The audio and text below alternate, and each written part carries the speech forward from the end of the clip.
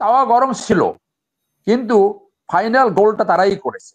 ১ মাস মাঠ ধরে তারা রাখতে পেরেছিল, সেই ক্রেডিট তারা পাবে। এই ১ মাস মাঠটা ধরে রাখতে পেরেছিল বলে কিন্তু জুলাই বিপ্লব সংগঠিত হয়েছে। এখানে এই প্রোক্লেমেশনে, বিপ্লবী প্রোক্লেমেশনে থাকা উচিত শর্ট ট্রায়াল।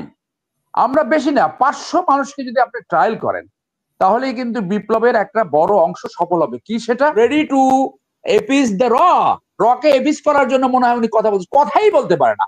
আপনার যোগাযোগ মন্ত্রণালয়ে কে আছে? তার নাম কি? চেহারা কই?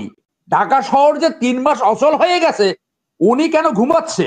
যে কোনো আলোচনার আগে আমার মনে হয় বারবার আমাদের স্মরণ করা উচিত যে ২০০৯ থেকে ২০২৪ পর্যন্ত বাংলাদেশে কি ঘটেছিল, কিভাবে রাষ্ট্র পরিচালিত হয়েছিল।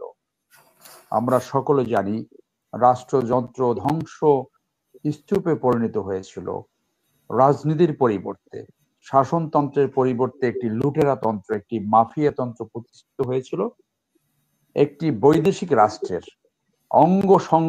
অঙ্গরাজ্য হিসেবে পরিণত হয়েছিল। বৈদেশিক একটি ইন্টেলিজেন্স সংস্থা র এই রাষ্ট্রের সব জায়গায় ইন্টারভেন করতো, যেটা অনেকে বই লিখে বলে গেছে। সো ওই সরকারটা ছিল অ্যাকচুয়ালি বিজেপির এক্সটেন্ডেড সরকার, এবং তাদের অঙ্গ সংগঠনটা ছিল বাল থেকেরের যে সংগঠন, যারা মুসলমানকে বিনাশ করতে চায়, তাদের এই অঙ্গ সংগঠন হিসেবে কাজ করেছে। তাদের অলিখিত এজেন্ডা ছিল ধর্ষণ করা, লুটপাট করা, রাষ্ট্রযন্ত্র শেষ করা, জমি দখল করা, হাট মাঠ ঘাট দখল করা, প্রতিষ্ঠান ধ্বংস করা, ব্যর্থ রাষ্ট্রে পরিণত করা, সর্বোপরি একটা অনৈতিক রাষ্ট্র পরিণত করা। এবং সেইগুলো তারা অনেকখানি সমর্থ হয়েছিল। এবং তারা কোনোদিন ভাবেনি, ইন্ডিয়া কখনই ভাবেনি, কখনই ভাবেনি আওয়ামী লীগের হঠাৎ করে পতন হবে এবং তাতে তাদের পাপেট গভর্নমেন্ট লক্ষণ দাসের মতো পালিয়ে যাবে। সেই রকম পরিস্থিতিতে নীলুফার মনি যেটা বলেছে যে বিরোধী দলে আমরা যারা ছিলাম, আমি নিজে ৬ মাস জেল খেটেছি, 10টা মিথ্যা মামলা আমার বিরুদ্ধে করা হয়েছে। প্রত্যেকটা এমন কোন নেতাকর্মী ছিল না যে জেল খাটে নাই, যার বিরুদ্ধে মামলা হয়নি। তো তাওয়া গরম ছিল, কিন্তু ফাইনাল গোলটা তারাই করেছে। ১ মাস মাঠ ধরে তারা রাখতে পেরেছিল, সেই ক্রেডিট তারা পাবে। এই ১ মাস মাঠটা ধরে রাখতে পেরেছিল বলে কিন্তু জুলাই বিপ্লব সংগঠিত হয়েছে, এটাও সত্য। তো তাহলে এই বিপ্লবের আকাঙ্ক্ষাটা কি ছিল? বিপ্লবের আকাঙ্ক্ষাটা একেবারে পরিষ্কার, এমন একটি রাজনৈতিক বন্দোবস্ত যেখানে আর কোনোদিন স্বৈরতান্ত্রিকতা সৃষ্টি হবে না, মাফিয়া তন্ত্র, লুটেরা তন্ত্র সৃষ্টি হবে না, দুর্বৃত্তেই তো রাজনীতি সৃষ্টি না হতে পারে। এবং করণীয় কি ছিল সেটাও তারা বলেছে, আন্দোলনকারী বলেছে। কি সেটা? স্বৈরাচারী দোসর এবং স্বৈরাচারী কর্তৃক বেনিফিশিয়ারি, তাদের বিরুদ্ধে ব্যবস্থা নিতে হবে, তাদেরকে বিচারের সম্মুখীন করতে হবে, তাদেরকে যথাযথভাবে শাস্তি প্রদান করতে হবে। তো সেইখানে আমরা দেখলাম এই তাদের এই রক্তের উপরে এতগুলো শহীদ, হাজারের বেশি শহীদ, আপনার ৩০,০০০ মতো ইনজুর্ড, তাদের রক্তের উপর দাঁড়িয়ে একটি সরকার আসছে যারা শুরুতেই ভুলের ভিতর থেকে শুরু করেছে। এটার নাম হওয়া ছিল বিপ্লবী অন্তর্বর্তীকালীন সরকার, সেইটা তারা করেনি। তাদের একটা বিপ্লবী প্রোক্লেমেশন থাকা উচিত। কোন সংবিধান মেনে কখনো কোনো বিপ্লব হয় না। সংবিধান মেনে বিপ্লব না হলে আপনি প্রথম ভুল করলেন কি, ওই স্বৈরাচারীর প্রেতাত্মা যে স্বৈরাচারের লিগাসি বহন করে চলছে, তার ওইখানে শপথ দিয়ে ভুল করেছেন। দরকার পড়তে আপনি দ্বিতীয়বার শপথ নেন, দ্বিতীয়বার আপনি জনগণের যে কোনো জায়গায়, সংসদ ভবনের সামনে অথবা শহীদ মিনারে শপথ নেন, সুযোগ আছে, এখনো সুযোগ আছে, সেইটা নেননি কেন? সেইখানে এই প্রোক্লেমেশনে, বিপ্লবী প্রোক্লেমেশনে থাকা উচিত শর্ট ট্রায়াল। আমরা বেশি না, ৫০০ মানুষকে যদি আপনি ট্রায়াল করেন, তাহলেই কিন্তু বিপ্লবের একটা বড় অংশ সফল হবে। কি সেটা? স্বৈরাচারীর বিরুদ্ধে ব্যবস্থা নেওয়া, বিচার করা। করেননি তো। আমার আশঙ্কা হচ্ছে, being a practising lawyer in the Supreme Court, একটা বিচার তারা সম্পন্ন করতে পারবে না। সেই তথাকথিত কলোনিয়াল টাইপের যে বিচার ব্যবস্থা, এই বিচার ব্যবস্থায় একটা বিচার তারা সম্পন্ন করতে পারবে না। তাহলে কি করা উচিত ছিল? এই প্রোক্লেমেশনের মাধ্যমে আইদার মার্শাল ল অথবা শর্ট ট্রায়াল সেইটা এনে, যেমন বাইডেনের ছেলের যদি বিচার 1 মাসে হতে পারে, ট্রাম্পের বিচার যদি 1 মাসে হতে পারে, এই মেলামাইন দুধে মেলামাইন মিশ্রিত করেছিল চীন, 3 মাসের ভিতরে বিচার করছে, সেই রকম একটা বিচার ব্যবস্থা ইন্ট্রোডিউস করা উচিত ছিল। তারা এমন একটা উইক সরকার শুরু হয়েছে, আপনি দেখেন ঐতিহাসিক ভাবে দে উইল ফেল। আমি মনে করি তারা 60% ফেল করেছে। স্যার এখানে আছে, নীলুফার মণি এখানে আছে, আমি ছোট্ট দুই একটা উদাহরণ দিই, আগে একবার বলছিলাম আবার একটু বলি, যে বিপ্লব পরবর্তী এবং যুদ্ধ উত্তর জায়গায় যদি সঠিকভাবে রাষ্ট্র পরিচালনা না হয়, সেই বিপ্লব ফেল করেছে। সেই যুদ্ধের পরবর্তী যে সরকার সেটা ফেল করেছে। ঐতিহাসিক ভাবে ব্রিটেন কে পরিচালিত করছিল সেকেন্ড ওয়ার্ল্ড পরে? Winston Churchill.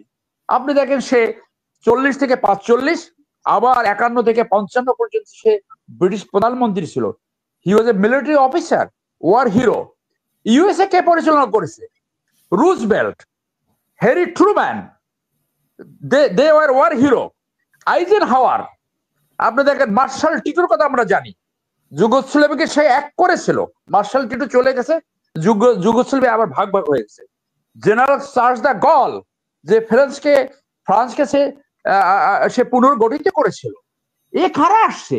কারো কোনো অভিজ্ঞতা নাই। প্রফেসর ইউনুস সাহেব অল ব্র্যান্ড আছে, তার ব্র্যান্ড যদি জাতি গঠনে বিপ্লবের আকাঙ্ক্ষা যদি সাফল্য মণ্ডিত না করে, তাহলে এই ব্র্যান্ড দিয়ে বাংলাদেশের মানুষ কি করবে?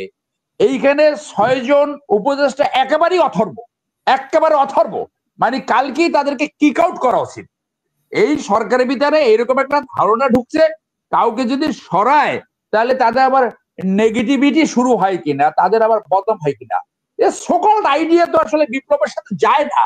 এই সোকল্ড আইডিয়া, আপনি দেখেন এই পররাষ্ট্র উপদেষ্টা ইন্ডিয়ার সাথে যে 120টা চুক্তি করলো সমস্ত সরকার, একটা এখন পর্যন্ত রিভিউ করতে পারলো না। এদেশের জনগণের একটা দাবি ছিল প্রত্যেকটা চুক্তি রিভিউ করে জনস্বার্থের বিপক্ষে এবং অ্যাক্ট যেগুলো হয়েছে সেগুলোকে ইমিডিয়েটলি বাতিল করা। সে মনে হয় ready to Apis the rake Apis করার জন্য মনে হয় উনি কথা বলছে, কথাই বলতে পারে না। আপনার যোগাযোগ মন্ত্রণালয়ে কে আছে? তার নাম কি? চেহারা কই? ঢাকা শহর যে 3 মাস অচল হয়ে গেছে, উনি কেন ঘুমাচ্ছে? উনি এসির বাতাস খাচ্ছে কেন? উনি এসে এয়ারপোর্ট রোডে 3 ঘন্টা দাঁড়াইয়া থাকে না কেন? ফ্লাইয়ের উপর দাঁড়াইয়া দেখবে গাড়ি চলছে না কেন? হেলিকপ্টার আছে, হেলিকপ্টারে উড়ে দেখে না কেন? সমস্যা কোথায়? ঢাকা শহরে যে সব বস্তা পচা গাড়ি ঢুকে গেছে, একটা গাড়ি কেন ধরতে পারছে না? পুলিশ তো ডিউটি করছে না, পুলিশ তো স্বৈরাচারী দোষর। পৃথিবীর ইতিহাসে পাবেন না, পতন অনেক দেশে হয়েছে, পুরো পুলিশ বাহিনী পালিয়ে গেছে, সেটা তো আপনি কোনো উদাহরণ পাবেন না। আসিফ নজরুল তো 4 নৌকায় পাচ্ছে, রকে এপিস করবে না, আর্মিকে এপিস করবে না, আওয়ামী লীগকে এপিস করবে না, বিএনপিকে এপিস করবে, কোনো অ্যাকশনই নিতে পারে না। এই যে দুইটা এনেছে, একটা আদা মারা একটা খোড়া টাইপের একটা কি নাটক করে মেট্রিক পাস করছে, say how he will deliver, what he will deliver? পাট ব্যবসায়ীকে এখন আমার এক বন্ধু ঢাকা নিজের টিচার, সে বলছে ওর ইমিডিয়েটলি ডোপ টেস্ট করা উচিত, ডোপ টেস্ট এখনই। কারণ সরকারি কোনো জায়গায় গেলে সে মাদকাসক্ত কিনা সেটা কিন্তু দেখার প্রয়োজন আছে। আমি ওই দাবির সাথে একমত। তারপর আপনি দেখেন যে আরেকজন যে পাটের ব্যবসা করে তাকে বানাইছে পাটমন্ত্রী। মানে রাষ্ট্র পরিচালনার সামান্য মিনিমাম ধারণাই নাই যে এই যে কনফ্লিক্ট অফ ইন্টারেস্ট। এই আওয়ামী লীগের একটা বাণিজ্য মন্ত্রী ছিল, বাণিজ্যকে 12টা বাজাই দিয়েছে, মরিচ থেকে শুরু করে এমন কোন সিন্ডিকেট নাই করে নাই। তার মানে কি রাষ্ট্র পরিচালনার মিনিমাম কোনো ইয়া নাই। এইটাকে সফল হতে হলে আমরা বলছি এটা যদি ব্যর্থ হয় তাহলে বাংলাদেশ আবার একটা সেই তিমিরে চলে যাবে। এইটাকে যদি আপনার সফল হতে হয়, এইটাকে ইমিডিয়েটলি ওভারহল করতে হবে। ওভারহল করা, এই প্রোক্লেমেশন জারি করে দ্রুত বিচারের ব্যবস্থা করতে হবে এবং যারা যোগ্য, দক্ষ, সৎ, ব্রেভ, সাহসী এবং ডেলিভার করতে পারে সেই লোক খুঁজে বের করতে হবে। Otherwise they are going to fail. আমি আরেকটা কথা বলে এই ফেলবে, স্যার যেহেতু আছে, যে আমার জানি কেন মনে হয় যে শেখ হাসিনা যখন পালিয়ে গেছে তখন রয়ের মাথা খারাপ হয়ে গেছে। এখন অলরেডি এখানে পেনিট্রেট করেছে এই অন্তর্বর্তীকালীন সরকার, এবং এই যে সর্বশেষ যে induction in the advisory committee, এইটা রয়ের পেনিট্রেশন। এবং জাতীয়তাবাদী দলের কিছু নেতা আওয়ামী লীগের ভাষায় কথা বলছি, যে কিরকম আওয়ামী লীগ বলতো যে যে কোনো ভাবে একটি নির্বাচন করতে হবে সাংবিধানিক ধারাবাহিকতা বজায় রাখার। তাহলে বিএনপির একজন নেতা কি বলল, যে সাংবিধানিক সংকট যাতে সৃষ্টি না হয় সেই জন্য এই চুপ্পুকে রাখতে হবে। দেখেন 3 দিন যাইতে পারলো না, 3 মাস যাইতে পারলো না, এক ভাষায় কথা বলছে। এইটাকে অনেকে মনে করে রয়ের পেনিট্রেশন। তাহলে রয়ের একটা ইনফ্লুয়েন্স বিএনপির অনেক নেতার উপর আছে। আর আওয়ামী লীগ তো রয়ের কবজা সবসময়। যে আওয়ামী লীগকে দিয়ে একটা পাপেট গভর্নমেন্ট চালিয়েছে, সেটা তো প্রমাণ করেছে যে যারা পালিয়ে গেছে একটি লোকের বিরুদ্ধে তারা ব্যবস্থা নেয়নি। তারা প্রমাণ করেছে মিথ্যা প্রোপাগান্ডা, তাদের এই মিডিয়া দিয়ে যে মিথ্যা প্রোপাগান্ডা চালাচ্ছে, তাদের যে মাথা খারাপ হয়ে গেছে সেটা প্রমাণ করেছে যে আওয়ামী লীগ পতনের সাথে তারা অ্যাবনর্মাল হয়ে গেছে। তাহলে বাংলাদেশের এই যে অভ্যুত্থানের আকাঙ্ক্ষা, যে এইখানে এই রয়ের ইনফ্লুয়েন্স থাকবে না, একটা জনগণের শাসন হবে, সুশাসন ন্যায় বিচার প্রতিষ্ঠার জন্য, তাহলে ঘুরে ফিরে রয় থাকবে। এই জায়গাটা আমাদের চিন্তা ভাবনা করার দরকার রয়েছে। যার জন্য ওই আকাঙ্ক্ষা যদি এইবার ব্যর্থ হয়, তাহলে Bangladesh will lose A chance. এবং এই চান্সটা শুধু বাংলাদেশের জনগণ না, প্রত্যেকটা নাগরিক এবং বিরোধী দলের। আজকে ফার্স্ট পেজে আমি এইটুকু বললাম।